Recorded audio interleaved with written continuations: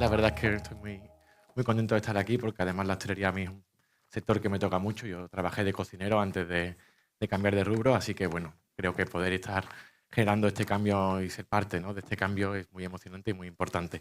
Y bueno, hoy voy a hablar un poco, ¿no?, de inteligencia emocional con unos compañeros, un panel excepcional que luego presentaré. Y me ha tocado, ¿no?, hacer una comparativa con Apocalipsis Now, ¿no? Tengo que reconocer que a mí la comparación me choca, ¿no? La primera vez que la vi pensé, wow, creo que nos hemos pasado. Sí, es cierto, los datos que comentaba mi compañera Elena, ¿no? 36% de personas profesionales del sector que no recomendarían trabajar en hostelería. Un 9% de personas que solamente un 9% lo hacen por forma vocacional. Bueno, un 59% de las personas que trabajan en hostelería reconocen tener problemas psicológicos. Pero aún así, Apocalipsis Now y hostelería, cuando uno va a un restaurante va a estar tranquilo, ¿no? Pero claro, luego están las bambalinas, ¿no? Y parece que ahí las cosas se cambian un poco. Yo creo que hay veces tenemos que ir a los extremos para encontrar la claridad necesaria y que nos permita hallar soluciones. Y de eso va el tema de hoy, ¿no? De hallar soluciones y de aportar herramientas claras. Bueno, Apocalipsis Now es una película que muestra los estragos de la guerra en la mente humana. Cómo la presión extrema y la falta de límites pueden transformar a las personas. En este caos, la obsesión y el liderazgo autoritario emergen como respuestas a un entorno insoportable. En ese sentido, el vínculo con la hostelería es claro. Al igual que el capitán Willard se obsesiona con su misión en medio del horror, muchos chefs y profesionales quedan atrapados en un ritmo frenético, donde la exigencia extrema y la adrenalina del servicio pueden llevar al burnout y también, por supuesto, a la desconexión emocional. La figura de Kors, que todos lo recordaremos, ¿no?, aquel dirigente que se vuelve loco, nos recuerda que un liderazgo basado en la imposición puede ser efectivo, pero también puede ser muy destructivo. Hoy estamos aquí para hablar de cómo transformar esa realidad con bienestar, con inteligencia emocional y con un liderazgo que equilibre el caos con la creatividad, la disciplina con la pasión, sin perderse en el proceso. Y para ello, como decía, tenemos un panel excepcional.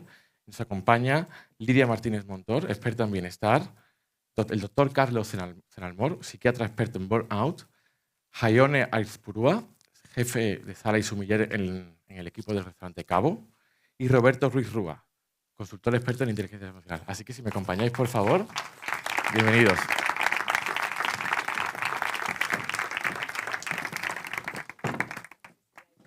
Pues mira, así como está, bueno, lo han puesto así en 4 y no es tan claro, pero quizás Lidia está perfecta, Jaione yo creo que también. Bueno, perfecto, sí, yo creo que... Vale, Roberto.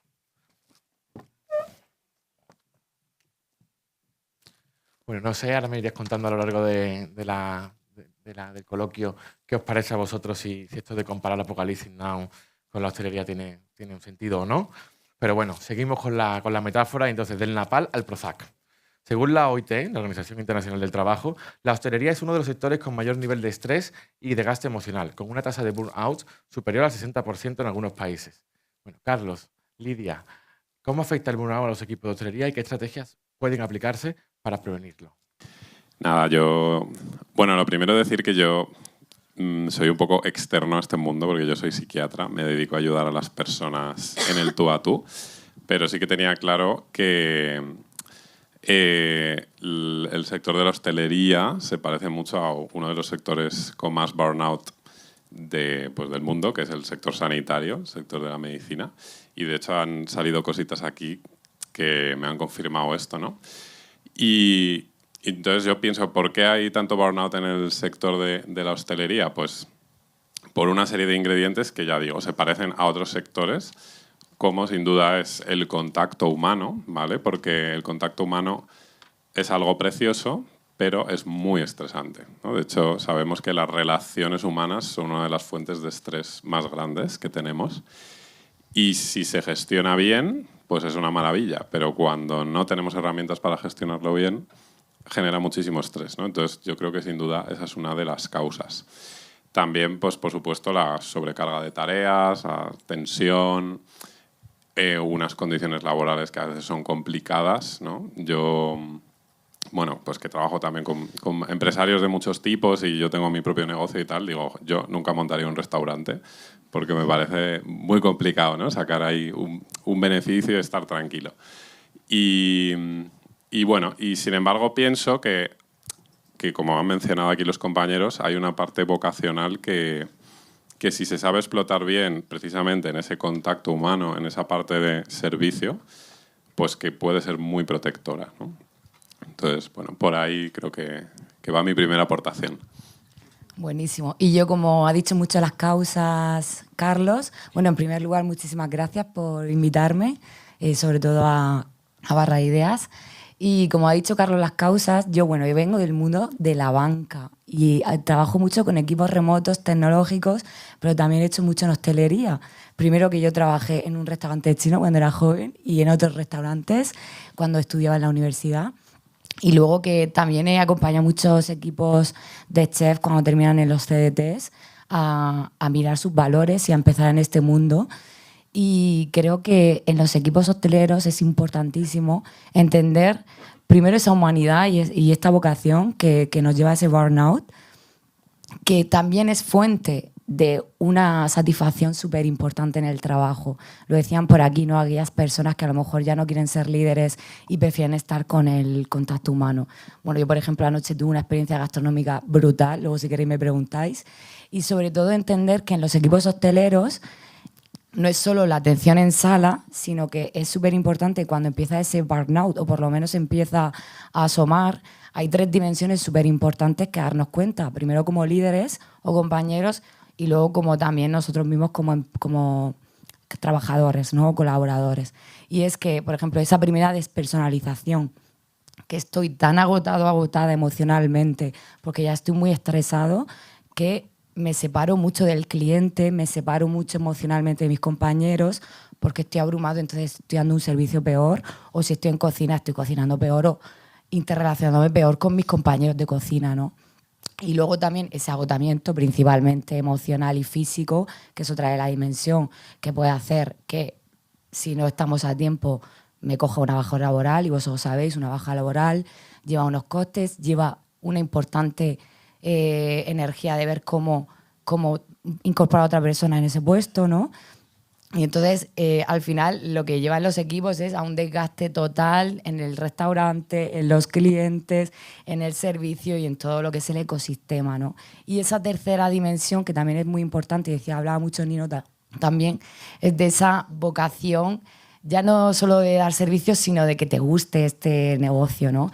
Esa falta de realización profesional, porque ya no sé si no hago bien mi trabajo porque no tengo las capacidades, o es que ya estoy tan cansado que ya no me desarrollo y estoy sobreviviendo. Entonces, al final, ese contraste es súper importante y tomar medidas para prevenirlo, sobre todo desde el liderazgo y los equipos y la conexión humana, es súper necesario para la sostenibilidad del restaurante y del negocio, ¿no?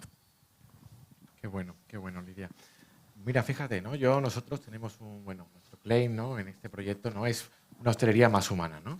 Y yo siempre lo pienso y digo, es que la hostelería es muy humana, ¿no? Ya de por sí, ¿no? Porque efectivamente las relaciones lo son todo, ¿no? Pero me llama mucho la atención, ¿no? Ese contraste que hay entre el escenario, ¿no? En el teatro, la función, ¿no? Que tiene que ser perfecta para que esa experiencia del cliente no haya un fallo, y cómo, ¿no? Todo se vuelca luego en esa especie de Stranger Things, que estamos con el mundo cinematográfico, a un mundo tenebroso en el que, bueno, pues como decía Rino, ¿no? Cuando hay un problema llega a la cocina y las patadas, ¿no? Me ha pasado, ¿no? Que un calamar que no estaba bien limpiado, de repente, oye, esto, bueno, genera muchísimo conflicto, ¿no? Y creo que es muy complicado gestionar esa disonancia entre lo que son, bueno, una muy buena atención al público, esa sonrisa, ese tal, y luego esa tensión, ¿no? Porque a lo mejor acabas de tener un problema en el pase o en la cocina, ¿no? Y además siempre se dice que cocinar con amor se nota en el plato, ¿no? Entonces, bueno, ¿cómo combinamos eso? Y bueno, vamos a hablar ahora un poco sobre influencias de factores emocionales, ¿no? Según la Harvard Business Review, el 90% de las decisiones en el entorno laboral están influenciados por factores emocionales. Bueno, con nosotros está Roberto, que acaba de plasmar un concepto muy interesante, ¿no? En su nuevo libro, que es Restaurantes emocionalmente inteligentes. Y bueno, quería preguntarle, ¿qué papel juegan las emociones en la toma de decisiones? Y bueno, y a Jaione también le quería hacer una pregunta de cómo esto lo están aplicando en el restaurante Cabo, que sé que estáis haciendo un gran impulso, ¿no? Y que tenéis, bueno, pues medios, especialistas, y nos podéis contar un poco más sobre ello. Bueno, pues el problema que Bueno, primero, no hay sala, no hay cocina, hay un equipo y tenemos que trabajar todos estos conceptos. Estamos en un nuevo momento, un nuevo contexto. Particularmente yo creo que han coexistido dos modelos, un modelo que está finalizando ahora mismo, que ha caducado, que no responde a las necesidades y el contexto. Yo también me identifico un poco con Sergio, soy antropólogo, y el contexto social, económico, cultural, pues nos marca una línea.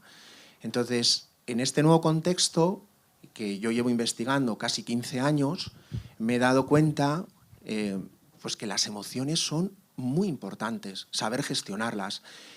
La educación en inteligencia emocional es la gran ausente en España. Realmente creo, honestamente, que tenemos una grandísima oportunidad. Y si esto lo trasladamos a todo ese factor humano que rodea la restauración, pues es el contexto perfecto, ¿vale?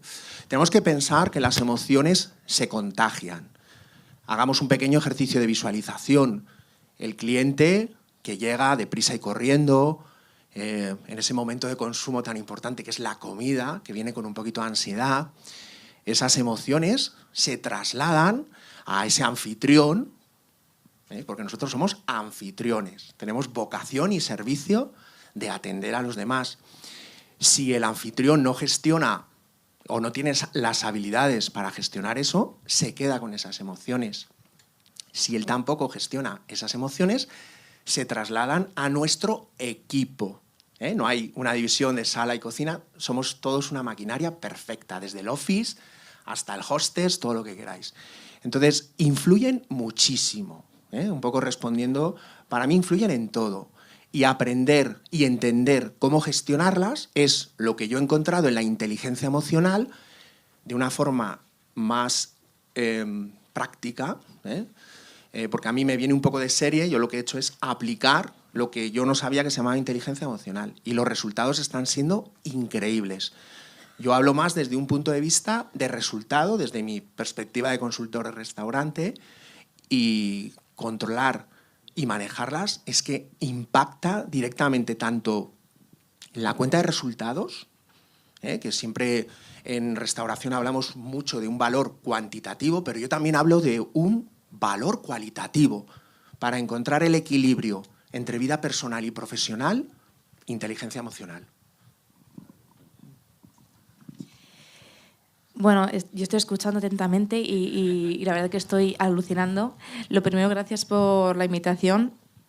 Para mí la salud mental siempre ha sido un tema sumamente importante y desde que abrimos con mi chico cocinero y bueno, mi gran apoyo fundamental, el restaurante, teníamos muy claro que no sabíamos por dónde empezar o qué herramientas poner a cabo, pero sí que teníamos muy claro que algo queríamos hacer respecto a eso.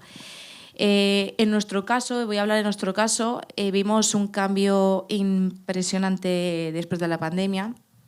Y eso que llevamos muy poquito tiempo en el restaurante, pero solamente en un año nos dimos cuenta del cambio tan brutal, increíble que veíamos. Y tuvimos una conversación y teníamos muy claro que nosotros contratamos a una psicóloga que se llama Lola, la amamos y la necesitamos en nuestra vida. Y el cambio ha sido impresionante, ha sido necesario, que aconsejo a todo el mundo que lo haga. Sé que a día de hoy muchas personas nos preguntan, en un restaurante, ¿cómo podéis contratar a un psicólogo? ¿Viene bien? Claro que viene bien. Creo que hablamos mucho de salud mental, pero muy pocas personas la aplicamos, ponemos en práctica. Nosotros tenemos un equipo muy pequeñito, muy pequeñito, pero sí que es verdad que a la hora de trabajar cara al público, había algo para mí que no funcionaba del todo, de la manera que yo como jefa de sala no veía, y era la parte emocional.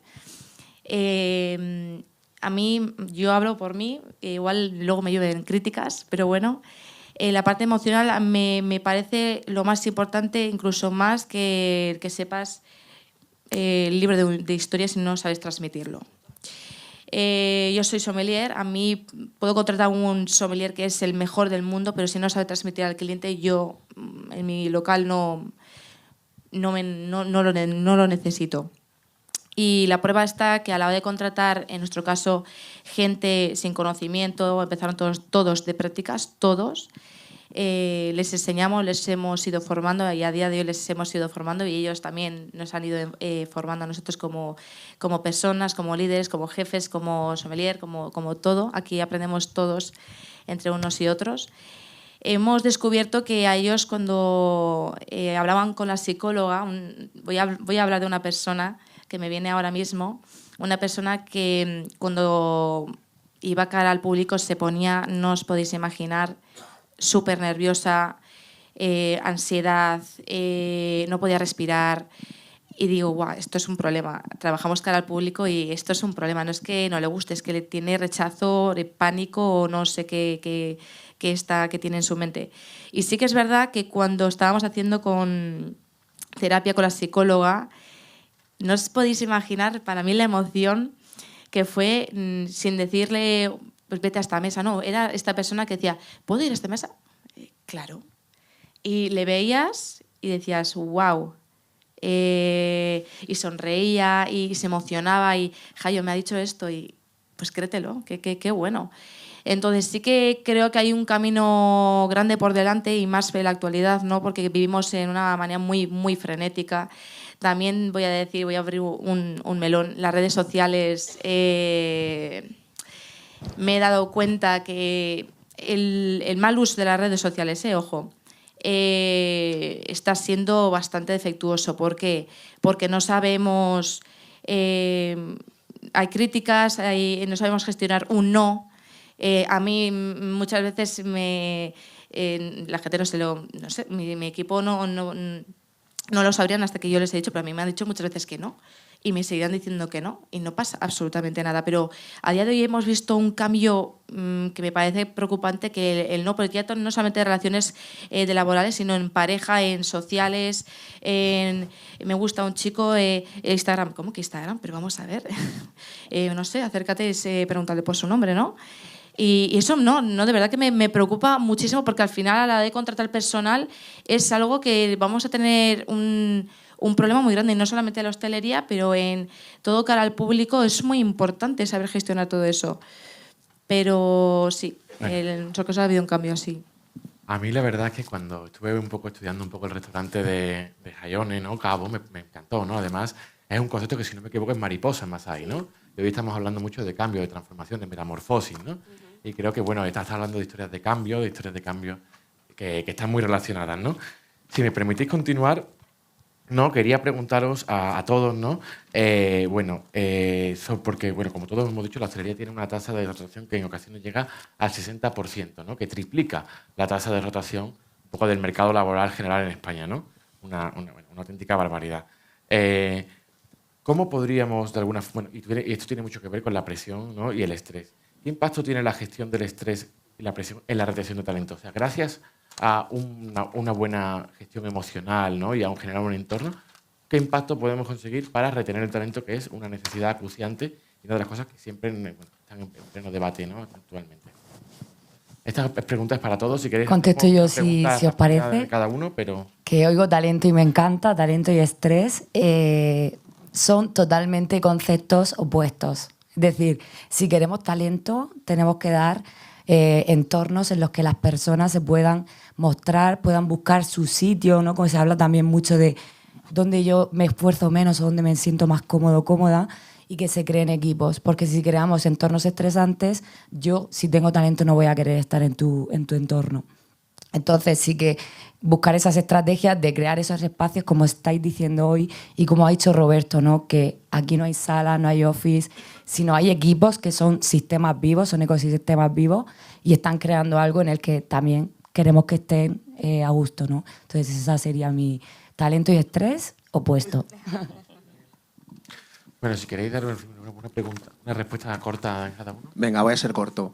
Y además, fijaros que estamos hablando de equipos de alto rendimiento. Es fundamental entender que el modelo de negocio es muy complejo y si queremos llegar a conseguir los objetivos, es que no hay otro camino, no hay atajo. La inteligencia emocional, bien empleada, con habilidades, obtenemos unos resultados que es un poco la paradoja, ¿no? Nos han enseñado un modelo del estrés y yo os digo que aplicando la inteligencia emocional podemos impactar en estos equipos de alto rendimiento, con un buen clima laboral, con un liderazgo más empático. Ya está. Que vamos muy apretados. Yo creo que hay que adaptarse a los tiempos, creo que hay que actualizarse, igual de aquí a 3 años pasará otra cosa, otra vida, y bueno, hay que adaptarse y es muy importante hacerlo. En nuestro caso, por ejemplo, el tema de implantar un psicólogo, nuestro equipo no tienen horario, es decir, pueden ir cuando quieran porque damos valor a la productividad, que creo que también es algo que se está perdiendo. Eso sí, tiene que estar, como bien han dicho mis compañeros, pues haciéndolo bien, con muchísima comunicación. No vale que yo vengo a las 3 y me voy a las 5, no. Cada uno tiene su trabajo y que cada uno tiene que saber lo que tiene que hacer y ser productivo consigo mismo. Si has terminado antes, pues chao y vete a la academia de inglés, vete a hacer gimnasio, pero que cada uno tenga también su vida fuera y es muy importante. Y darle su espacio. Sí que es verdad que la rutina que ellos tengan fuera, obviamente lo aplican también en el trabajo y también en mi vida. Si a mí me ven, tengo una vida súper estresada y yo como líder me ven, no se me entiende, mando de una manera que se pierden, yo como líder ya pierdo el timón y ellos no me van a seguir. Entonces es sumamente importante tener un equilibrio, una estabilidad emocional y laboral muy, muy importante y así lo aplicamos entre todos, por ejemplo. Pues yo diría que el estrés no solo hace que el talento huya, sino que hace que huya la salud, el bienestar, ¿no? y la conexión con el trabajo y con la vida. Vivimos en una sociedad que ha normalizado el estrés de forma aterradora y yo veo las consecuencias de ese estrés, ¿no? En las personas que enferman, normalmente ya hacia los 40, 50, pero muchas veces antes, por un estrés acumulado en el tiempo que hace que no puedan disfrutar de todo lo que han cosechado durante toda su vida. Y esto es una realidad que está pasando y que yo divulgo sobre esto. Es el burnout, ¿no? Al final sería el síndrome clínico del estrés. ¿Y qué transmitiría yo sobre cómo evitar esto en un equipo, en una empresa, en un negocio de restauración? Pues que no valen las fórmulas prediseñadas. Yo siempre critico el síndrome del taller de mindfulness, ¿no? Que es como, la gente está estresada, pues va, taller de mindfulness. Y es como, bueno, a lo mejor no tiene nada que ver con la causa, ¿no? de su estrés. Entonces hay que comunicarse con el equipo y analizar las causas que está llevando al burnout, al estrés, en ese caso. Fíjate que incluso en algunas ocasiones este tipo de talleres pueden generar hasta más estrés, ¿no? Porque Total. están en medio de la jornada, tienes que hacer una cosa. Y enfado. Y enfado precisamente por la incoherencia y la incongruencia. Nosotros hablamos en bienestar de una escalera del bienestar en que no puedes llegar a estadios superiores, como puede ser un taller de mindfulness, si no tienes una base bien sólida, ¿no? Bueno, vamos un poco con la última pregunta, ¿no? Y quiero hablar un poco de liderazgo, ¿no? Porque como bien decíais, ¿no? Bueno, pues es fundamental gestionarlo, pero vamos a buscar algunas herramientas. Como tú comentabas también, lo que yo me llevo de fuera también se va a trasladar allí, ¿no? Nosotros hablamos mucho de un líder que también tiene que ser un activo de salud, ¿no? Con su ejemplo y con la capacidad de crear contextos saludables, ¿no? Entonces, ¿cómo puede un líder, porque además hay datos de que cuando hay un liderazgo emocionalmente inteligente la rotación disminuye, ¿cómo puede un líder en la hostelería convertirse en un referente emocional para sus equipos, ¿no? Con su práctica, pero también eso, generando un contexto y generando una cultura. ¿Cómo lo puede hacer? Una idea concisa, práctica, para llevarnos, ¿no? Antes de cerrar esta mesa. Comunicación. Para mí es la base, que además luego va a venir Noemí para hablar de eso. Yo he llegado un poco a un proceso y sintetizándolo, comunicación. Y un segundo ingrediente, el superpoder de la empatía. Yo diría que el líder esté trabajado él mismo, ¿no? No puedes ser un buen líder si no eres líder de ti mismo, primero. Y es lo que vas a proyectar también. El autoliderazgo, ¿no? Exacto. Yo diría que escuchándote a ti mismo y escuchando a los demás, pero escuchando, no oír. Y yo diría también, por decir 2 palabras, responsabilidad compartida, en cuanto a que el líder tiene que buscar ese equilibrio entre él dar ejemplo y llevar el negocio y lo técnico para adelante, pero también lo humano, y hacer que los demás también hagan su parte. Porque esto no solo se trata de una parte, sino también ese compromiso que venga de los demás para que esto funcione. comunicación, empatía, autoliderazgo, inteligencia emocional, ¿no? Al final, una hostelería más humana es una hostelería que nos entienda como humanos y la haga más humanista. Y al final los humanos nos movemos por esas neuronas de espejo que hace que nos conectemos los unos a los otros, ¿no?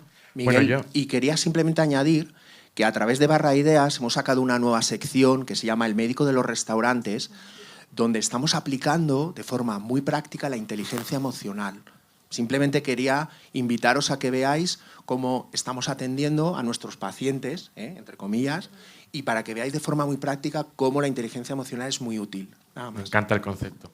Muchísimas gracias a todos por las ideas que habéis compartido con ¿Puedo nosotros. decir una cosa? Rapidito, rapidito. Sí, por favor, faltaría más. Es que no puedo evitar, cuando dices las cifras, me da un bajón tan grande. Amo la hostelería y yo estudié turismo y mucha gente cuando me ha preguntado y me sigue preguntando, ¿y hostelería? De verdad, amo la hostelería y no sabría qué hacer si no me dedico a lo que me dedico. Y también gran parte es porque tengo un equipo maravilloso y mira, por sorpresa ha venido mi compañera que no lo sabía, te he visto hace 10 minutos, qué sorpresa. Y me hace sentir mejor persona y mejor líder que nunca y de verdad, ojalá. Gracias por escucharos a los ponentes, de verdad me hace muchísima ilusión. Ojalá me volvéis a invitar y ojalá que entre todos podamos hacer que la hostelería sea atractiva, que la gente vea lo bonito, que hay muchas cosas muy bonitas, de verdad. Pero entre líderes y trabajadores y entre todo un equipo podemos hacer lo posible. Fantástico. Por supuesto que estás invitada cuando quieras, Jaione, es un placer recibirte.